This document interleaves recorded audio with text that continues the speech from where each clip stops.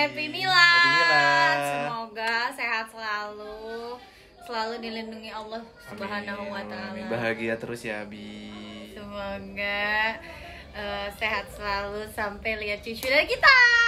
Amin ya. Kita doain supaya Abi tetap diberikan keimanan yang kuat sampai akhir hayatnya. Amin. Amin ya rabbal alamin. Kesempatan yang berbahagia ini saya ingin mengucapkan selamat tahniah kepada teman saya, sahabat saya, teman berpikir, teman berkelahi, Ustadz Alfian Tanjung. Masya Allah, bulan ini beliau genap 57 tahun, tidak muda lagi ya, udah kakek-kakek kita nih. Saya ngomong-ngomong saya 40 tahun loh, kurang lebih 40 tahun bersahabat, bergaul dengan Ustadz Alfian Tanjung, ini luar biasa ya. Oke, pertama semoga Allah berkahi umur Ustadz Alfian dan kita semua. Allah isi sisa-sisa umur kita, Ustadz Alfian Tanjung khususnya, dengan amal soleh, dengan amar ma'ruf nahi mungkar yang semuanya itu dalam rangka beribadah pada Allah. Dan kurang lebih memang kalau nggak salah itu Ustadz Alfian ini sudah menghibahkan waktunya, tenaganya, hidupnya sekitar 40 tahun lah di jalan dakwah, luar biasa. Kita berdoa semoga tetap memberikan istiqomah, sabar, ikhlas, dan tawakal dalam berjuang. Sekali lagi selamat, mudah-mudahan panjang umur, bekah dalam keberkahan maksud saya terutama ya, dan terus sama-sama kita berjuang li'ilalih kalimatillah di Indonesia khususnya. Amin ya rabbal alamin. Saya Edi Mulyadi. Assalamualaikum warahmatullahi wabarakatuh.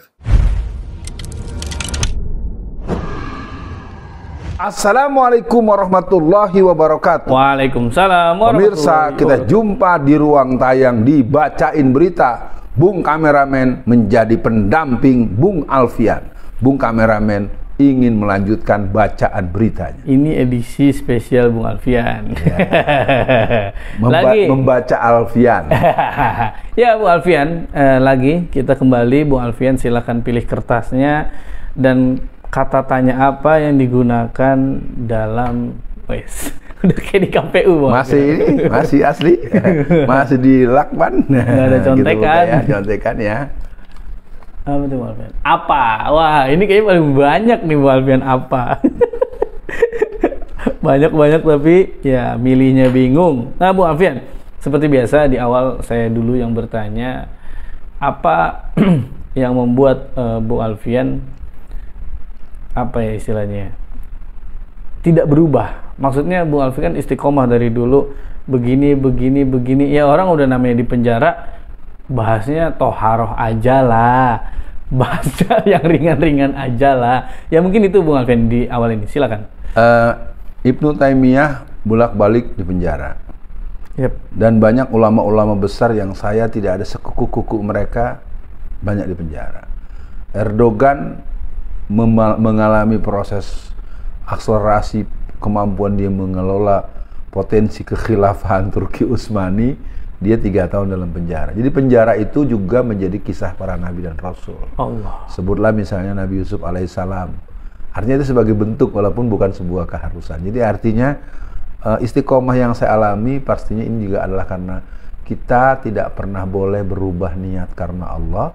Caranya cara jalan Allah, tujuannya keridhaan Allah. Lillah billah ilallahi bisabilillahi mardatillah. Ini bagian yang mungkin terpatri kuat karena saya dididik secara cukup tuntas oleh yang namanya pelajar Islam Indonesia.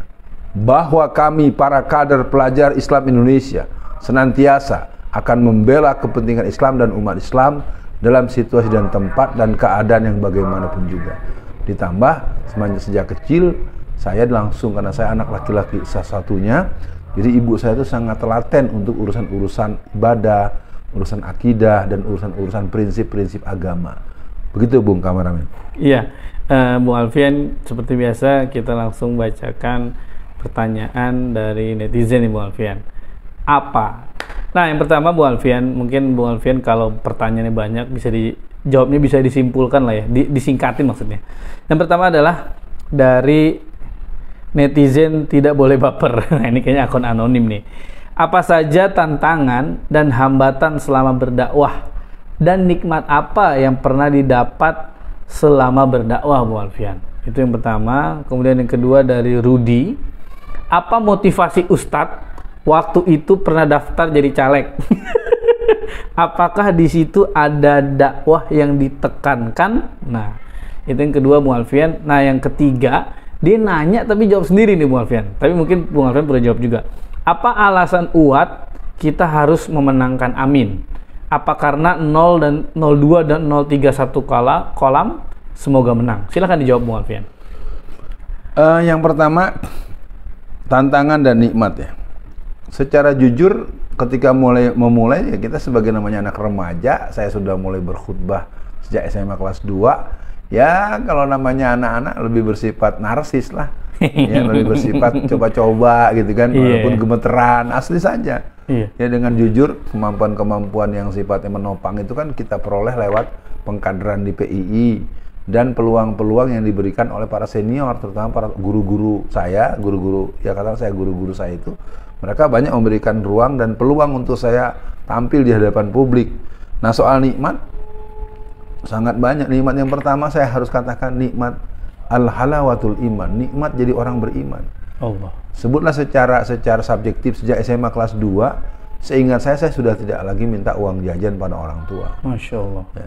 Dan saya punya satu rumus pribadi dengan segala hal yang mungkin didengar oleh para orang-orang yang suka kontribusi dengan segala halnya. Saya selalu melihat Allah punya cara untuk menolong yang saya alami. Kadang-kadang saya satu hari nggak punya uang, saya belum makan. Tapi pengalaman yang saya alami, tiba jam makan, mesti makan. Itu yang membuat saya sampai sekarang merasakan semua anak-anak bisa sekolah, semua kegiatan-kegiatan tercover. Walaupun mungkin cara-caranya harus dikomunikasikan pada pihak-pihak terkait. Jadi nikmat yang paling dahsyat adalah nikmat iman. Nikmat menjadi orang yang tetap berada di jalan Allah. Karena sesungguhnya saya pernah ingin berhenti, Bung Kameramen, jadi penceramah. Asli. Saya bilang, lu ngomong-ngomong melulu, orang-orang kagak dengerin, kita dianggap nggak kompeten, kita dianggap bukan orang yang punya kemampuan yang optimal atau maksimal. Tapi saya punya satu pesan buat semua teman-teman pendakwah, para mubalik, adalah Allah yarham Safruddin Prawira Negara. Dia adalah seorang presiden kita. Dia presiden yang memimpin Indonesia di Bukit Tinggi di saat Soekarno ditangkap. Soekarno dikejar-kejar Belanda, ya. Dan kemudian Pak Safruddin itu pada tahun 80-an dia memimpin yang namanya KMI, Korps Mubalik Indonesia. Apa kata beliau? Kepada seluruh orang-orang yang berkhidmat dalam dakwah, janganlah Anda pernah berpikir untuk berhenti dalam berdakwah. Sepanjang kamu menyampaikan sesuatu, mesti ada satu di antara mereka yang di tempat itu menyimak dengan sepenuh hati. Betul. Itu punya cerita banyak dan saya pikir nanti akan kepanjangan. Kata kuncinya, nikmat saya sebagai bagian daripada orang yang terlibat dalam gerakan Islam, dan yang saya syukuri seluruh situasi-situasi yang pernah dialami sejak tahun 80-an, saya dalam waktu yang singkat berada di tempat itu atau persis di tempat itu. Peristiwa Tanjung Priuk, saya di sana. Peristiwa Cikesik yang ada 7 orang Ahmadiyah yang mati terbunuh. Peristiwa Ciketing, mungkin Bung Kameramen juga ikut waktu kita ke Bekasi. Dan berbagai peristiwa-peristiwa yang membuat saya bisa bercerita bahwa kalian bohong, yang benar tuh begini, kalian tuh ngarang-ngarang, yang benar tuh begini. Artinya saya punya nikmat terlibat di Belantika. Nah, kalau Bung Kameramen masih ingat lah, naik tronton, naik truk waktu yang dengan apa yang dari orang timur-timur itu masih ingat kan? Ya, artinya banyak perjalanan-perjalanan yang heroik. Ya saya pikir itu yang pertama. Yang kedua, motivasi sebagai caleg. Saya adalah anak politiknya. Ibunda saya adalah seorang aktivis Sabil Muslimat Masyumi tahun 50-an. Dan saya berpolitik pilihannya ya di P3 waktu itu. Karena P3 adalah tempat berkumpulnya orang-orang yang punya aspirasi Islam. Pemilu 1999 saya maju DPRD Jawa Barat. Ya, DPRD Provinsi Jawa Barat belum berhasil. 2004 Kota Tangerang juga tidak berhasil atau belum berhasil. 2009 saya caleg DPR RI dan saya dari P3 terus. 2014 saya kembali ke Kota Tangerang dan saya menyatakan dengan tegas keempat-empat saya gagal itu, saya bukan tidak tahu caranya menang. Itu yang perlu dipahami. Mengapa orang tanya, Ustadz Alfian kok nggak pindah-pindah partai? Ustadz Alfian kok gagal tapi tetap tersenyum? Ya. Yang terakhir 2014 tuh para pemirsa, suara saya itu sangat tinggi. Ya, tapi terjadi prosesi jeruk makan jeruk ya yang membuat saya tidak layak untuk menyebutnya dengan nama dan tempat. Tapi intinya saya adalah kader perjuangan politik umat Islam hari ini saya masih jadi Wakil Ketua Umum Pimpinan Pusat Masumi bidang penguatan ideologi dan dakwah. Wakil Ketua Umum Pimpinan Pusat Masumi bidang penguatan ideologi dan dakwah. Yang lainnya kenapa saya mendukung Amin? Mendukung Amin buat saya adalah sebuah kesadaran sejarah. Ditambah dengan ditegaskan oleh pihak Istimewa Ulama. Istimewa Ulama Anda boleh pahami ini pertemuan yang komprehensif. Pertemuannya dilakukan di Az-Zikra di Sentul. Dan itu hadir Ustaz Zulkifli Muhammad Ali hadir, tokoh-tokoh Muhammadiyah hadir, walaupun mereka tidak mengatasnamakan lembaga Muhammadiyah. Saya harus katakan ini nanti dibantah lagi kan. Tapi intinya secara partisipasi keumatan, tokoh-tokoh NU garis lurus, para habaib, para cendekiawan, para profesor, para doktor. Jadi perlu diketahui yang berkumpul itu adalah saripati daripada orang-orang 212. Jadi Amin dipilih karena para ulama telah mengamanati dan memerintahkan kita untuk memilih Anies Rashid Baswedan dan Abdul Muhaimin Iskandar. Betul, Bung Alfian. Jadi sudah terjawab ya teman-teman, tapi saya mau tambah dikit. Salah satu yang saya dapatkan nikmat makan waktu bersama Bung Alfian adalah di Madura. Dikasih seekor kambing, dalamnya nasi. Allah, itu seru banget. Kambing utuh. Kambing utuh. Ya Bung Alfian, untuk akhir sesi kali ini karena waktu sudah mendekati waktu sholat, saya bacakan lagi pertanyaan Bung Alfian. Ini menarik dan bagus nih menurut saya Bung Alfian. Dari Sulaiman Dalimunte, apa cita-cita Uwad yang belum terkabul atau mungkin belum tercapai saat ini? Kemudian apa harapan Bapak setelah pergantian rezim Jokowi dan Pak Anies menjadi RI 1? Nah, terakhir Bung Alfian, sebentar saya bacakan, tadi sudah saya amankan. Apa yang Ustadz lakukan atau apa yang Ustadz Alfian Tanjung lakukan agar generasi muda Islam kembali bangkit giroh Islamnya, Bung Alfian?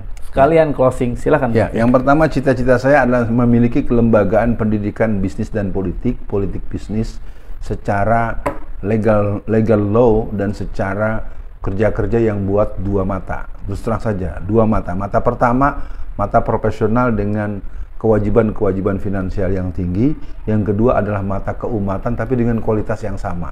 Ini mungkin jadi pesan buat Bung Kameramen agar mengingatkan saya agar melakukan bentuk yang pertama yang bersifat profesional. Nah, kalau yang ini yang satu. Tapi saya ingin dua-duanya punya kualitas yang sama.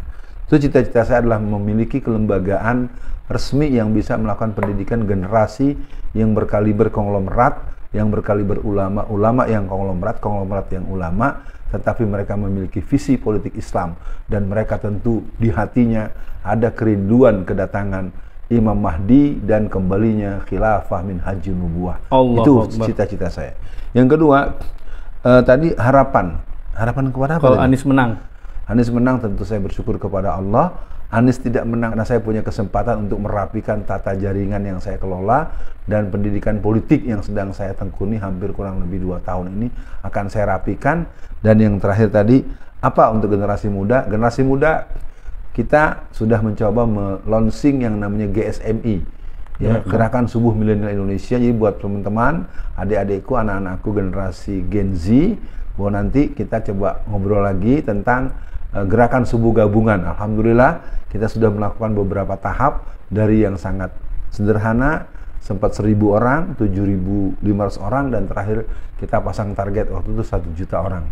Mungkin prakteknya karena kita pola desentralisasi mungkin baru ketemu ratusan ribu saja, belum ketemu angka 1 juta. Yang kedua adalah kembali revitalisasi rohis. Kenapa? Pelajaran agama di pesantren itu mesti akan didapat oleh anak yang mondok. Sementara anak-anak sekolah umum, contoh kebetulan saya kan untuk waktu belakangan ini berdomisili di Solo.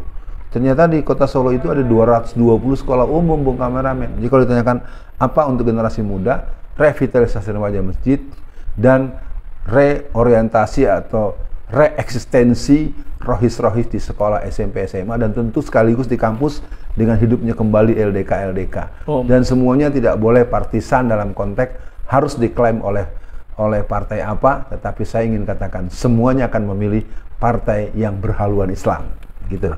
Nah, baik pemirsa, sekian. Assalamualaikum warahmatullahi wabarakatuh.